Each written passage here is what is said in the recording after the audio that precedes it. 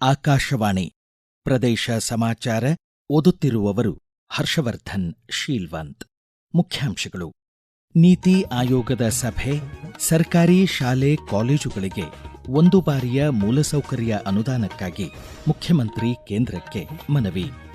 ಕೇಂದ್ರ ಆಯುಷ್ ಸಚಿವಾಲಯದಿಂದ ನಾಡಿದ್ದು 14ರಂದು ಬೆಳಗ್ಗೆ 6:15ಕ್ಕೆ ಯೂಟ್ಯೂಬ್ ಯೋಗಾಥಾನ್. ಬಳ್ಳಾರಿ ಜಿಲ್ಲೆ ಸಂಡೂರು ತಾಲೂಕಿನ ಧರೋಜಿ ಕೆರೆ ಪಕ್ಷಿ ಸಂರಕ್ಷಣಾ ಮೀಸಲು ಪ್ರದೇಶ ಘೋಷಣೆಗೆ ಪ್ರಸ್ತಾವ.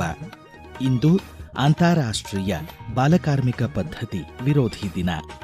ಈಗ ವಾರ್ತೆಗಳ ವಿವರ. ಖಾಸಗಿ ವಲಯಕ್ಕೆ ಸಮಾನಾಂತರವಾಗಿ ಗುಣಮಟ್ಟದ ಶಿಕ್ಷಣ ನೀಡಲು ಸರ್ಕಾರಿ ಶಾಲೆಗಳು ಮತ್ತು ಕಾಲೇಜುಗಳಿಗೆ ಒಂದು ಬಾರಿಯ ಮೂಲಸೌಕರ್ಯ ಅನುದಾನ ಒದಗಿಸುವಂತೆ ಮುಖ್ಯಮಂತ್ರಿ ಡಿಕೆ ಶಿವಕುಮಾರ್ ಕೇಂದ್ರ ಸರ್ಕಾರಕ್ಕೆ ಮನವಿ ಮಾಡಿದ್ದಾರೆ. ಪ್ರಧಾನಮಂತ್ರಿ ನರೇಂದ್ರ ಮೋದಿ ಅವರ ಅಧ್ಯಕ್ಷತೆಯಲ್ಲಿ ಹೊಸದಿಲ್ಲಿಯ ರಾಷ್ಟ್ರಪತಿ ಸಾಂಸ್ಕೃತಿಕ ಭವನದಲ್ಲಿ ನಡೆದ ನೀತಿ ಆಯೋಗದ ಆಡಳಿತ ಮಂಡಳಿಯ 11ನೇ ಸಭೆಯಲ್ಲಿ ಮುಖ್ಯಮಂತ್ರಿಯವರು ವಿಕಸಿತ ಭಾರತ 2047ಕ್ಕೆ ಸಮಗ್ರ ಮಾನವ ಅಭಿವೃದ್ಧಿ ಕುರಿತ ತಮ್ಮ ಅಭಿಪ್ರಾಯಗಳನ್ನು ಹಂಚಿಕೊಂಡರು. ಕರ್ನಾಟಕದಲ್ಲಿ 1 ಮತ್ತು 2ನೇ ತರಗತಿಯಿಂದ ಕಂಪ್ಯೂಟರ್ ಶಿಕ್ಷಣವನ್ನು ಪರಿಚಯಿಸಲಾಗುತ್ತಿದೆ. 6ನೇ ತರಗತಿಯಿಂದ ವಿದ್ಯಾರ್ಥಿಗಳು ತಮ್ಮ ಕೌಶಲ್ಯಗಳನ್ನು ಆಯ್ಕೆ ಮಾಡಲು ಪ್ರೋತ್ಸಾಹಿಸಲಾಗುತ್ತಿದೆ. ಕರ್ನಾಟಕ ಎಐ ವಿದ್ಯೆ ಮತ್ತು ಕರ್ನಾಟಕ ಎಐ ಪ್ರಬೋಧ ಎಂಬ ಕೃತಕ ಬುದ್ಧಿಮತ್ತೆ ಆಧಾರಿತ ಶಿಕ್ಷಣ ಮತ್ತು ಮೌಲ್ಯಮಾಪನ ವ್ಯವಸ್ಥೆಯನ್ನು ಧಾರವಾಡದ ಭಾರತೀಯ ತಂತ್ರಜ್ಞಾನ ಸಂಸ್ಥೆ ಐಐಟಿಯೊಂದಿಗೆ ಅಭಿವೃದ್ಧಿಪಡಿಸಲಾಗುತ್ತಿದೆ ಎಂದು ಅವರು ತಿಳಿಸಿದರು. ಕೌಶಲ್ಯಾಭಿವೃದ್ಧಿ, ನವೋದ್ಯಮ ಹಾಗೂ ಬೆಂಗಳೂರಿನ ಮೂಲಸೌಕರ್ಯ ಅಭಿವೃದ್ಧಿಗಳ ಕುರಿತು ವಿವರಣೆ ನೀಡಿದ ಮುಖ್ಯಮಂತ್ರಿಯವರು ಕೇಂದ್ರದಿಂದ ವಿವಿಧ ಕ್ಷೇತ್ರಗಳಲ್ಲಿ ಹಣಕಾಸು ನೆರವಿಗಾಗಿ ಮನವಿ ಮಾಡಿದರು. ಪ್ರಧಾನಮಂತ್ರಿ ನರೇಂದ್ರ ಮೋದಿ ಅವರನ್ನು ಹೊಸದಿಲ್ಲಿಯಲ್ಲಿ ಭೇಟಿ ಮಾಡಿದ ಮುಖ್ಯಮಂತ್ರಿ ಡಿಕೆ ಶಿವಕುಮಾರ್ ಮೂಲಸೌಕರ್ಯ, ನೀರಾವರಿ, ನಾವೀನ್ಯತೆ ಹಾಗೂ ಜನಕಲ್ಯಾಣ ಯೋಜನೆಗಳ ಬಗ್ಗೆ ರಚನಾತ್ಮಕ ಚರ್ಚೆ ನಡೆಸಿದ್ದಾಗಿ ಎಕ್ಸ್ ಮಾಧ್ಯಮದಲ್ಲಿ ತಿಳಿಸಿದ್ದಾರೆ.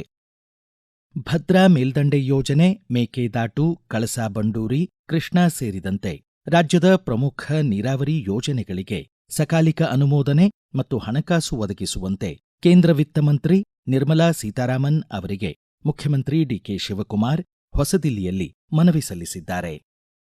ಕೇಂದ್ರ ಸರ್ಕಾರ ಪ್ರಧಾನಮಂತ್ರಿ ನರೇಂದ್ರ ಮೋದಿ ನೇತೃತ್ವದಲ್ಲಿ ಕಳೆದ 12 ವರ್ಷಗಳಲ್ಲಿ ಮಹಿಳಾ ನೇತೃತ್ವದ ಅಭಿವೃದ್ಧಿಗೆ ಮುನ್ನುಡಿ ಬರೆದಿದೆ. ಕೇವಲ ಫಲಾಕಾಂಕ್ಷಿಯಾಗಿಸದೆ ಮಹಿಳೆಯರನ್ನು ರಾಷ್ಟ್ರದ ಅಭಿವೃದ್ಧಿಯ ಚಾಲಕರನ್ನಾಗಿ ಪರಿವರ್ತಿಸಿದೆ. #12 Years of ನಾರಿ ಶಕ್ತಿಯೊಂದಿಗೆ ಇಂದು ಮಹಿಳಾ ಸಬಲೀಕರಣ ಪ್ರಯಾಣದ ಬಗ್ಗೆ ಜಾಗೃತಿ ಮೂಡಿಸಲಾಗುತ್ತಿದೆ. ಈ ಮಧ್ಯೆ ಕೇಂದ್ರ ಪುರಸ್ಕೃತ ಸುಕನ್ಯಾ ಸಮೃದ್ಧಿ ಯೋಜನೆ ಸಾರ್ಥಕ 11 ವರ್ಷಗಳನ್ನು ಪೂರ್ಣಗೊಳಿಸಿದೆ. ಬೇಟಿ ಬಚಾವೋ ಬೇಟಿ ಪಢಾವೋ ಧ್ಯೇಯದೊಂದಿಗೆ ಹೆಣ್ಣು ಮಕ್ಕಳ ಭವಿಷ್ಯಕ್ಕಾಗಿ ಕೇಂದ್ರ ಸರ್ಕಾರ 2015ರಲ್ಲಿ ಜಾರಿಗೆ ತಂದ ಮಹತ್ವಾಕಾಂಕ್ಷಿ ಸುಕನ್ಯಾ ಸಮೃದ್ಧಿ ಯೋಜನೆ ವೈಶಿಷ್ಟ್ಯದ ಕುರಿತು ವಿಜಯಪುರ ಜಿಲ್ಲೆ ಅಂಚೆ ಅಧೀಕ್ಷಕ ಮಹಂತೇಶ್ ತೊಗರಿ ಪ್ರದೇಶ ಸಮಾಚಾರಕ್ಕಾಗಿ ಮಾಹಿತಿ ನೀಡಿದ್ದಾರೆ. ಸುಕನ್ಯಾ ಸಮೃದ್ಧಿ ಯೋಜನೆ ಒಬ್ಬ ತಂದೆ ತಾಯಿಗೆ ಗರಿಷ್ಠ 2 ಜನ ಹೆಣ್ಣು ಮಕ್ಕಳದ್ದು ಈ ಖಾತೆಯನ್ನ ತೆರೀಬಹುದು. ಮಗಳ ವಯಸ್ಸು 10 ವರ್ಷ ದಾಟಿರಬಾರದು. ಖಾತೆ ತೆರೀಲಿಕ್ಕೆ ಕನಿಷ್ಠ ಮೊತ್ತ 250 ರೂಪಾಯಿಯಿಂದ ಪ್ರಾರಂಭ ಆಗುತ್ತೆ. ಒಂದು ಆರ್ಥಿಕ ವರ್ಷದಲ್ಲಿ ಅಂದ್ರೆ ಏಪ್ರಿಲ್ 1ರಿಂದ ಮುಂದೆ ಬರುವ ಮಾರ್ಚ್ 31ರವರೆಗೆ ಕನಿಷ್ಠ 1,000, ಗರಿಷ್ಠ 1.5 ಲಕ್ಷ ರೂಪಾಯಿ ಜಮಾ ಮಾಡಲಿಕ್ಕೆ ಅವಕಾಶ ಇರುತ್ತೆ. ಇಲ್ಲಿ 2 ಮಕ್ಕಳ ಹೆಸರಲ್ಲಿ ನೀವು ಖಾತೆ ತೆರೆದಿದ್ರೆ ಅಲ್ಲಿ ಒಂದು ಮಗಳ ಹೆಸರಿನಲ್ಲಿ 75,000 ಗರಿಷ್ಠ ಜಮಾ ಮಾಡಬಹುದು. ಚಕ್ರಬಡ್ಡಿ ರೂಪದಲ್ಲಿ ಪ್ರತಿ ವರ್ಷ ಮಾರ್ಚ್ 31ಕ್ಕೆ ನಿಮ್ಮ ಖಾತೆಯಲ್ಲಿ ಜಮಾ ಆಗುತ್ತೆ. ವಿದ್ಯಾಭ್ಯಾಸಕ್ಕಾಗಿ ಮಗಳು 10th ಮುಗಿಸಿದ ನಂತರ ಅರ್ಧ ಅಮೌಂಟ್ ನಷ್ಟು ವಿಡ್ರಾಲ್ ಮಾಡಲಿಕ್ಕೆ ಕೂಡ ಅವಕಾಶ ಇದೆ. ಇನ್ನು ಕ್ಲೋಜರ್ 2 ಹಂತದಲ್ಲಿ ಮಾಡಬಹುದು. ಮಗಳ ಮದುವೆ ಸಂದರ್ಭದಲ್ಲಿ ಮದುವೆ ದಿನಾಂಕ ನಿಗದಿಯಾದ 1 ತಿಂಗಳ ಮುಂಚೆ ಒಟ್ಟು ಮೊತ್ತವನ್ನ ವಿಡ್ರಾ ಮಾಡಲಿಕ್ಕೆ ಅವಕಾಶ ಇರುತ್ತೆ. ಖಾತೆ ತೆರೆದ ದಿನಾಂಕದಿಂದ 21 ವರ್ಷದವರೆಗೆ ಈ ಖಾತೆ ಚಾಲ್ತಿಯಲ್ಲಿದ್ದು ಕ್ಲೋಸ್ ಮಾಡಿಕೊಳ್ಳಬಹುದು. ಕೇಂದ್ರ ಆಯುಷ್ ಸಚಿವಾಲಯದಿಂದ ನಾಡಿದ್ದು 14ರಂದು ಬೆಳಗ್ಗೆ 6:15ಕ್ಕೆ ಯೂಟ್ಯೂಬ್ ಯೋಗಾಥಾನ್ ಆಯೋಜಿತವಾಗಿದೆ. ರಾಯಚೂರು ಪತಂಜಲಿ ಯೋಗ ಸಮಿತಿ ನಾಡಿದ್ದು 14ರಿಂದ ಬೆಳಗ್ಗೆ 5:30ರಿಂದ 7:30ರವರೆಗೆ ನಗರದ ಎಲ್ವಿಡಿ ಕಾಲೇಜು ಮೈದಾನದಲ್ಲಿ 21ನೇ ತಾರೀಕು ಅಂತಾರಾಷ್ಟ್ರೀಯ ಯೋಗ ದಿನಾಚರಣೆ ಹಿನ್ನೆಲೆ 8 ದಿನಗಳ ಕಾಲ ಉಚಿತ ಯೋಗ ಪ್ರಾಣಾಯಾಮ ಶಿಬಿರ ಆರಂಭಿಸಲಿದೆ ಎಂದು ಪತಂಜಲಿ ಯೋಗ ಸಮಿತಿ ಜಿಲ್ಲಾಧ್ಯಕ್ಷ ವಿಠೋಬ್ ರಾವ್ ತಿಳಿಸಿದ್ದಾರೆ. ಈಗ ಪ್ರಕಟಣೆ, ನಂತರ ಪ್ರದೇಶ ಸಮಾಚಾರ ಮುಂದುವರಿಯುವುದು. ನಮ್ಮ ಎಲ್ಲಾ ರಾಷ್ಟ್ರೀಯ ವಾರ್ತೆಗಳು ಹಾಗೂ ಪ್ರದೇಶ ಸಮಾಚಾರ ಈಗ ಆಕಾಶವಾಣಿ ನ್ಯೂಸ್ ಕನ್ನಡ ಯೂಟ್ಯೂಬ್ ಚಾನೆಲ್ನಲ್ಲಿ ಲಭ್ಯ. ನಮ್ಮ ಎಕ್ಸ್ ಖಾತೆ ಮತ್ತು ಇನ್ಸ್ಟಾಗ್ರಾಂ ಖಾತೆ ಆಕಾಶವಾಣಿ ನ್ಯೂಸ್ ಕನ್ನಡ. ಹೆಚ್ಚಿನ ಮಾಹಿತಿಗಾಗಿ ನಮ್ಮ ಫೇಸ್ಬುಕ್ ಖಾತೆ AIR ಕನ್ನಡ ನ್ಯೂಸ್ ಅನುಸರಿಸಿ. ಮಾಹಿತಿಯ ಹೂರಣ ವಾರದ ಕಾರ್ಯಕ್ರಮ ಪ್ರಚಲಿತ ವಿದ್ಯಮಾನ ಪ್ರತಿ ಬುಧವಾರ 9:15. ಪ್ರದೇಶ ಸಮಾಚಾರ ಕೇಳುತ್ತಿದ್ದೀರಿ. ಬಳ್ಳಾರಿ ಜಿಲ್ಲೆ ಸಂಡೂರು ತಾಲೂಕಿನ ಮಹತ್ವದ ಜೌಗು ಪ್ರದೇಶ ಧರೋಜಿ ಕೆರೆ ಪಕ್ಷಿ ಸಂರಕ್ಷಣಾ ಮೀಸಲು ಪ್ರದೇಶ ಘೋಷಣೆಗೆ ಸಂಬಂಧಿಸಿ ಸಮಗ್ರ ಸಂಶೋಧನಾ ವರದಿ ಹಾಗೂ ಪ್ರಸ್ತಾವವನ್ನು ಬಳ್ಳಾರಿ ಪ್ರಾದೇಶಿಕ ವಿಭಾಗದ ಉಪ ಅರಣ್ಯ ಸಂರಕ್ಷಣಾಧಿಕಾರಿ ಡಾ KN ಬಸವರಾಜ್ ಅವರಿಗೆ ಸಲ್ಲಿಸಲಾಗಿದೆ. ಹೊಸೂರು ವನಮಿತ್ರ ಪ್ರತಿಷ್ಠಾನದ ಅಧ್ಯಕ್ಷ ಡಾ ಸಮದ್ ಕೊಟ್ಟೂರು ನೇತೃತ್ವದ ತಂಡ ವನ್ಯಜೀವಿ ಸಂರಕ್ಷಣೆ ಕಾಯ್ದೆ 1972ರ ಕಲಂ 36A ಅಡಿ ಧರೋಜಿ ಕೆರೆ ಹಾಗೂ ಅದರ ಸುತ್ತಲಿನ ಪ್ರದೇಶವನ್ನು ಪಕ್ಷಿ ಸಂರಕ್ಷಣಾ ಮೀಸಲು ಪ್ರದೇಶವಾಗಿ ಘೋಷಿಸುವಂತೆ ಮನವಿ ಮಾಡಿದೆ. ಬಾಲಕಾರ್ಮಿಕ ಪದ್ಧತಿಗೆ ಕೆಂಪು ಕಾರ್ಡ್, ಮಕ್ಕಳಿಗೆ ನ್ಯಾಯಯುತ ಆಟ, ವಯಸ್ಕರಿಗೆ ಯೋಗ್ಯ ಕೆಲಸ ಎಂಬ ಧ್ಯೇಯದೊಂದಿಗೆ ಇಂದು ಅಂತಾರಾಷ್ಟ್ರೀಯ ಬಾಲಕಾರ್ಮಿಕ ಪದ್ಧತಿ ವಿರೋಧಿ ದಿನ ಆಚರಿಸಲಾಗುತ್ತಿದೆ. 2002ರಲ್ಲಿ ಅಂತಾರಾಷ್ಟ್ರೀಯ ಕಾರ್ಮಿಕ ಸಂಸ್ಥೆ ವಿಶ್ವಾದ್ಯಂತ ಶೋಷಣೆಯ ಕೆಲಸಕ್ಕೆ ಒಳಗಾಗುತ್ತಿರುವ ಲಕ್ಷಾಂತರ ಮಕ್ಕಳ ದುಸ್ಥಿತಿಯ ಬಗ್ಗೆ ಜನಜಾಗೃತಿ ಮೂಡಿಸಲು ಬಾಲಕಾರ್ಮಿಕ ಪದ್ಧತಿ ವಿರೋಧಿ ದಿನಾಚರಣೆಯನ್ನು ಜಾರಿಗೆ ತಂದಿತು.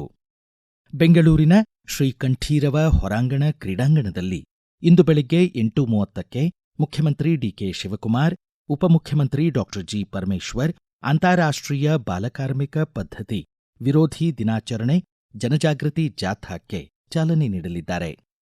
ಕೌಶಲ್ಯಾಭಿವೃದ್ಧಿ, ಉದ್ಯಮಶೀಲತೆ, ನವೋದ್ಯಮ ಹಾಗೂ ಜೀವನೋಪಾಯ ಧ್ಯೇಯದೊಂದಿಗೆ ಪರಿಣಿತರ ಮಾರ್ಗದರ್ಶನದೊಂದಿಗೆ ಸ್ವಯಂ ಉದ್ಯೋಗ ಕಂಡುಕೊಳ್ಳಲು ಅನುವಾಗುವಂತೆ ಜೆನ್ನೆಕ್ಸ್ಟ್ ಕೌಶಲ್ ಯಾನ್ ಎಂಬ ವಿನೂತನ ಉಚಿತ ವಸತಿ ಸಹಿತ 30 ದಿನಗಳ ತರಬೇತಿ ಶಿಬಿರ ಮೈಸೂರಿನ ಹೆಬ್ಬಾಳದ Vivekananda institute for leadership development ವಿಲೀಡ್ನಲ್ಲಿ ನಿರಂತರವಾಗಿ ನಡೆಯಲಿದೆ. ಈ ಕುರಿತು ಪ್ರದೇಶ ಸಮಾಚಾರಕ್ಕಾಗಿ ಮಾಹಿತಿ ನೀಡಿದ್ದಾರೆ ಜೆನ್ನೆಕ್ಸ್ಟ್ ಕೌಶಲ್ ಯಾನ್ ಸಂಯೋಜಕ ಮೈಸೂರಿನ ಸಾಮಾಜಿಕೋದ್ಯಮಿ C Kanakaraju. Swami Vivekananda youth movement ಇಂದ ಜೆನ್ನೆಕ್ಸ್ಟ್ ಕೌಶಲ್ಯಾನ್ ಎಂಬ ಒಂದು ಉದ್ಯೋಗ ವೃತ್ತಿ ಮತ್ತು ಉದ್ಯಮಕ್ಕೆ ಸಿದ್ಧಗೊಳಿಸುವುದಕ್ಕಾಗಿ ಒಂದು ತರಬೇತಿ ಕಾರ್ಯಕ್ರಮ ನಡೆಸಲಾಗುತ್ತಿದೆ. ಇದು ಇನ್ಫೋಸಿಸ್ ಫೌಂಡೇಶನ್ ಅವರ ಸಹಕಾರದೊಂದಿಗೆ ನಡೆಯುತ್ತಿದೆ. PUC, ಡಿಗ್ರಿ, ಡಿಪ್ಲೊಮೊ, ಸ್ನಾತಕೋತ್ತರ ಪದವಿಯನ್ನು ಮುಗಿಸಿ ಉದ್ಯೋಗದ ಹುಡುಕಾಟದಲ್ಲಿರುವ 18 ರಿಂದ 29 ವರ್ಷದ ಯುವಕ ಯುವತಿಯರು ಅರ್ಜಿ ಸಲ್ಲಿಸಬಹುದು. ಪ್ರತಿ ಬ್ಯಾಚ್ನಲ್ಲಿ 30 ಜನಕ್ಕೆ ಅವಕಾಶ ಇದೆ. ಇದು 30 ದಿನದ ವಸತಿ ಸಹಿತ ತರಬೇತಿ, ಸಂಪೂರ್ಣವಾಗಿ ಉಚಿತವಾದ ತರಬೇತಿ. ಇದು ತರಬೇತಿ ಯಶಸ್ವಿಯಾಗಿ ಪೂರ್ಣಗೊಳಿಸಿದ ಅಭ್ಯರ್ಥಿಗಳಿಗೆ ಉದ್ಯೋಗ, ಪ್ಲೇಸ್ಮೆಂಟ್, ಮಾರ್ಗದರ್ಶನ, ಸಹಾಯ ನೀಡಲಾಗುತ್ತದೆ. ಜೊತೆಗೆ 10 ದಿನದ ಉದ್ಯಮಕ್ಕೆ ಸಜ್ಜುಗೊಳಿಸುವ ತರಬೇತಿ ಕೂಡ ಇಲ್ಲಿ ನಡೀತಾ ಇದೆ. ಇದು ಮೈಸೂರಿನ ಹೆಬ್ಬಾಳದಲ್ಲಿರುವ ಸ್ವಾಮಿ ವಿವೇಕಾನಂದ ಯೂತ್ ಮೂವ್ಮೆಂಟ್ ನ ವಿಲೀಡ್ ಇಲ್ಲಿ ನಡೆಯಲಿದೆ. ಜನತೆ ಈ ಅವಕಾಶವನ್ನು ಉಪಯೋಗಿಸಿಕೊಳ್ಳಬೇಕೆಂದು ಕೋರಿಕೊಳ್ಳುತ್ತೇನೆ. ಭಾರತ ಕ್ರಿಕೆಟ್ ತಂಡದ ಮಾಜಿ ನಾಯಕ ರಾಹುಲ್ ದ್ರಾವಿಡ್, ಕರ್ನಾಟಕ ರಾಜ್ಯ ಕ್ರಿಕೆಟ್ ಸಂಸ್ಥೆ KSCA ಅಧ್ಯಕ್ಷ ವೆಂಕಟೇಶ್ ಪ್ರಸಾದ್ ಅವರೊಂದಿಗೆ ಮಹಾರಾಜ ಟ್ರೋಫಿ 2026ರ ಕಪ್ಪನ್ನು ಬೆಂಗಳೂರಿನಲ್ಲಿ ಅನಾವರಣಗೊಳಿಸಿದರು. ಮಹಾರಾಜ ಟ್ರೋಫಿ ಪಂದ್ಯಾವಳಿ ಈ ತಿಂಗಳ 20ರಿಂದ ಜುಲೈ 12ರವರೆಗೆ ಹುಬ್ಬಳ್ಳಿ, ಮೈಸೂರು ಹಾಗೂ ಬೆಂಗಳೂರಿನಲ್ಲಿ ನಡೆಯಲಿದೆ.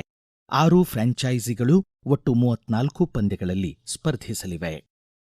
ಉಡುಪಿ ಜಿಲ್ಲೆ ಕೊಲ್ಲೂರಿನ ಶ್ರೀ ಮೂಕಾಂಬಿಕಾ ದೇವಸ್ಥಾನಕ್ಕೆ ತಮಿಳುನಾಡು ಮುಖ್ಯಮಂತ್ರಿ ಸಿ ಜೋಸೆಫ್ ವಿಜಯ್ ಇಂದು ಮಧ್ಯಾಹ್ನ 3 ಗಂಟೆಗೆ ಭೇಟಿ ನೀಡಿ ವಿಶೇಷ ಪೂಜೆ ಸಲ್ಲಿಸಲಿದ್ದಾರೆ. ಕೊನೆಯಲ್ಲಿ ಮತ್ತೊಮ್ಮೆ ಮುಖ್ಯಾಂಶಗಳು.